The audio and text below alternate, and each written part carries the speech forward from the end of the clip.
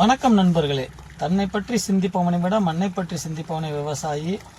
இன்றைக்கி நெல் காட்டுக்கு அமிர்த கரைசல், பஞ்சகாவியா, மீன் அமிலம், அதோட வேப்பம் புண்ணாக்கு கரைசல், இந்த ஒரு நாளையுமே ஒரு நெல் காட்டுக்கு எவ்வளவு நேரம் தண்ணி பாயுது அப்படின்னு பார்த்துட்டு அதுக்கேற்ற மாதிரி மாட்டு கோமியம் எல்லாத்தையும் கலந்து ஒரு 4லேருந்து 5 நாள் வச்சிருந்து இந்த தண்ணியோடு கலந்து விட்டோம்னா மண்ணுக்கு தேவையான சத்து அனைத்தும் கிடைக்கும். இதை ரசாயன உரம் போடக்கூடாதுன்னா போட்ட 10 நாளுக்கு அப்புறம் தான் இதை நம்ம யூஸ் பண்ணணும்.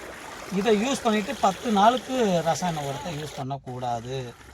ஏன்னா மண் வளத்தை காக்கணும். மண்புழுகள்லாம் நிறையா இருந்தால் தான் மண் வளம் நல்லா இருக்கும். அதோட பயிருக்கு அருமையான சத்து. கிளைகள் நல்லா ஓங்கி 10 கிளைங்கிற இடத்துல 15 கிளையாக இருக்கும்.